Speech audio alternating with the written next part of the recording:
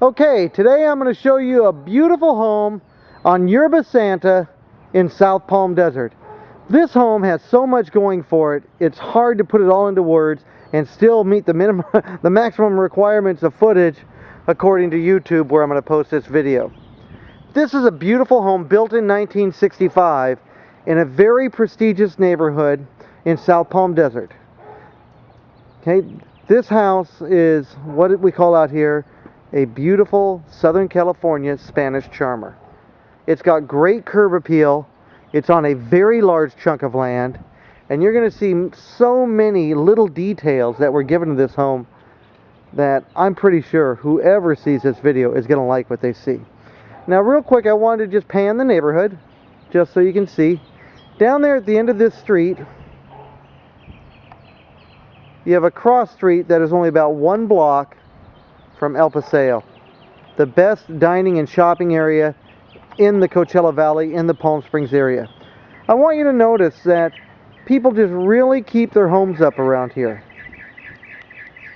That one right there across the street is probably the least in the neighborhood, and it's still a very nice home. But some of them are just absolutely stupendous around here. This is an old money neighborhood that we're taking a look right now, and this is an old money home. Let's go inside and take a look. I want you to first, if this will show up good, I want you to take notice of these inlaid bricks that are right here. This is in a lot of the outside areas of the house. Here you'll notice that it's not just one area, but you have a circular driveway that is not cement, but is an intricate pattern of inlaid bricks. I'm going to show you something up here real quick, just so that you can kind of get the gist too. This is an area that gives like truck access to a backyard. I look at this and I see if a bunch of that stuff were cleared out, that could be RV parking. So you'd be behind a gate with plenty of foliage and create a nice little area if you needed that. Otherwise, it's just access to your backyard. And over here on the other side of the house, I want to show you another very unique feature before we even go in. One garage. That's a 2-car garage right there. And just over to the left of it, another 2-car garage. So you've got his and hers matching garages. Or if you want to make this a rental property, you could have one garage for whoever is your tenant, and you could have a second garage to keep your own personal car down here. I don't know, maybe you don't want to rent a car when you come down. You'd like to keep something here in the States, so you have a vehicle down here. That way you can fly down easily, especially if you can get those inexpensive tickets out of Bellingham. Maybe you're a car collector and you'd really like to have a vintage car that you can drive with the top down and keep down here in the desert, because we're the kind of place that you can do that 365 days a year. And other places up farther north, you have to wait till summertime. Anyways, two two-car garages here. Let's go in the front gate. Notice you've got a very nice slump stone wall. It's probably 4.5 to 5 feet in height. Now we're going to switch to Spanish pavers. A nice front patio area. You're going to see just some nice different textures throughout this house. And if I didn't mention it before, the tile roof up top is beautiful. That is old world charm. And this is a good size house. It's not huge. It's 1,865 square feet. But it is big enough to do a lot with, and there's some room to improve here, but not much. I mean, you may just want to live in it. I mean, as it is, it's a very good house. This is a large great room that you come into. This would probably be a living room area right here. You've got hookups on the wall over there for cable and for power and stuff like that. You spill out right into the backyard. We'll go explore out there in a few minutes. To our left, you'll get a quick glimpse over there of kitchen area, and this is a dining room area. So you do have a formal dining set off from your front entryway. There's a chandelier up there. This tile goes throughout the entire home. We're going to walk this direction. Here we've got a couple of closets for linen. We got another one there where it's either heat or AC, I can't remember which. Oh, just a vacuum and broom closet. Place to hang your coats right when you come in the house. Over here we have what is right now the master bedroom off on this side. I guess we'll start over here. You open up onto the backyard. Not the biggest master bedroom. I will tell you, it's probably, let's see, let's count the squares. 1, 2, 3, 4, 5, 6, 7, 8, 9, 10, 11, 12, almost 13 feet wide by 1, 2, 3, 4, 5, 6, 7, 8, 9, 10. So 13 by 10 feet, because those are about 1 foot square, those tiles there. You have a bathroom, a closet in it, 2 closets in it, a separate vanity area over here, okay, with some drawers, a nice step-into shower here, nice and big, okay, a sink there with a mirror, toilet behind the door. Let's go look at some of the other rooms. We go this way here, your guest bathroom is set up on this side here. A long bendy, single sink, good lighting installed, tub and shower combination in here, but good tiling on it. Again, toilet behind the door, a door to the outside there. That was the area that I was pointing to for the RV parking, but maybe if you just want to be able to come in from outside. A mirror that's kind of long. Hey, how you doing? Then over on this side you have 2 bedrooms.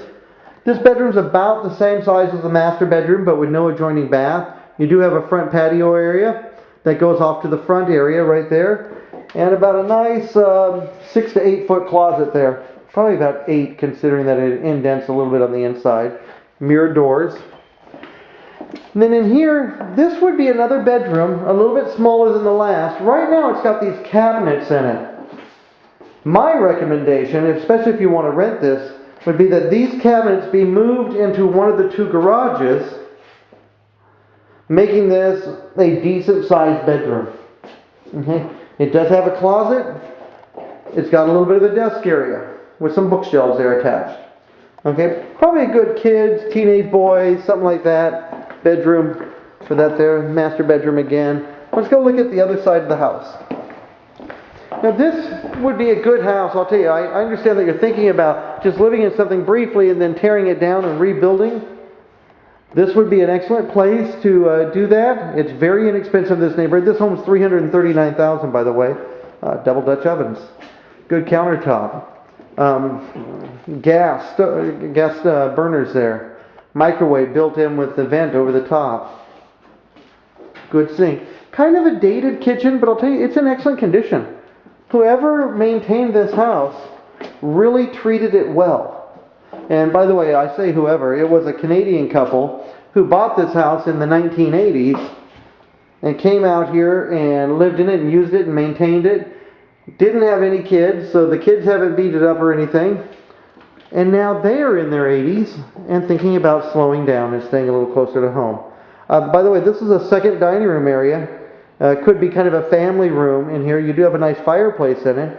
They put a table in here. But this room is big enough to be a lot of things. This room is probably 20 feet by 15 feet. Maybe even 25 by 18. It's a very large room.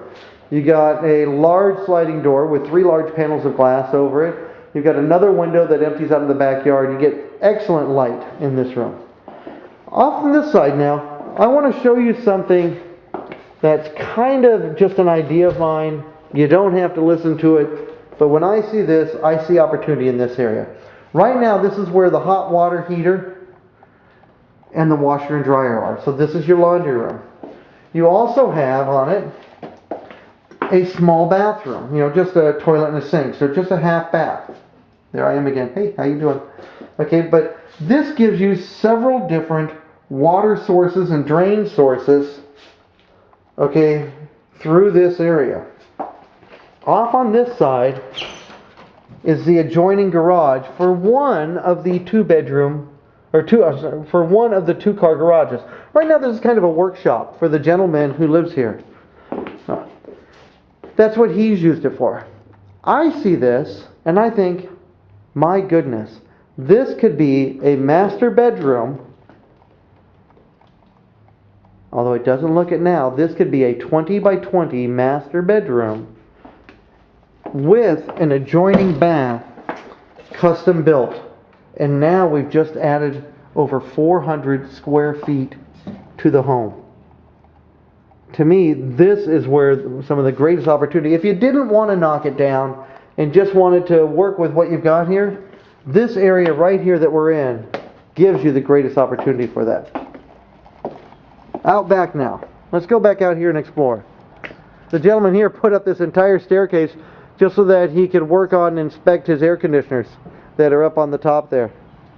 So, notice the tiles, the brickwork that's out here, the extensive amount of foliage. These people took care of bushes and plants and rose gardens and bougainvillea, okay, and shrubbery and fruit trees and just all sorts of stuff. Now they also like their little garden gnomes and statues and things like that around here. To each their own on that one. But this is a backyard with a huge amount of potential. You have so much space back here, and it centers around this one very large tree. I'm not sure the type of this tree, but it is huge with a huge trunk, and if you notice, some of the branches on it are so heavy, he's had to prop them up with 2x4s and 4x4s. But it makes it almost like a, what's that in Hawaii, a banta tree or a I can't remember the name of it. There's a type of tree that grows huge in Hawaii and does like that. And it gives so much shade out here. It's nearly 100 degrees today, and I'm cool. Over on this side here, just to show you a little bit around the yard, that gentleman's got a kind of a work area out there, a table saw that he's doing. Some areas that are unlandscaped. An area going down here to a shed where he keeps his trash can.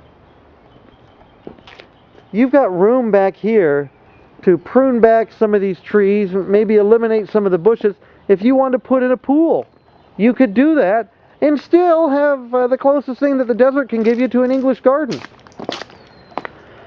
This is an amazing property. You're sitting on a half an acre of property here. You've got so much materials here to work with and so much land to play with. You could do all this stuff, or you could not. This house, I'll tell you, with just a gardener who would come around and clean it up a little bit, this is a highly rentable property.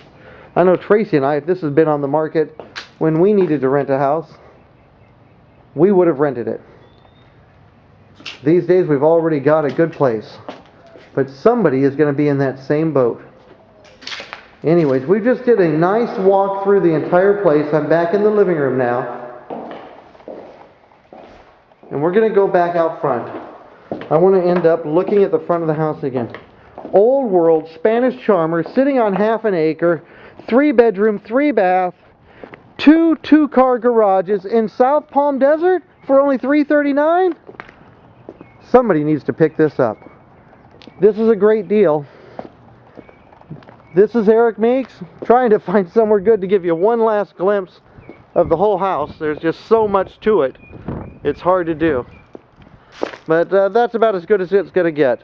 This is Eric Meeks signing off. Thanks a lot and have a good day.